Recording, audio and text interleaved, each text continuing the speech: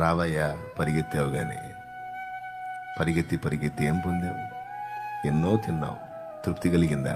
ఎన్నో చూశావు, తృప్తి కలిగిందా? ఎన్నో ధరించావు, తృప్తి కలిగిందా? ఎన్నో కట్టావు, తృప్తి కలిగిందా? ఎంతో సంపాదించావు, తృప్తి కలిగిందా?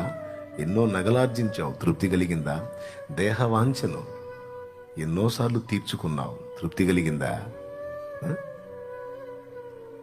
ఎండమావిలో నీళ్లు దొరకవు, ఎండమావి నీరు దాహం తీర్చనట్టే కనబడుతున్నవి నువ్వు పొందగోరి పరిగెత్తుతున్నవి ఎండమావులే కదా.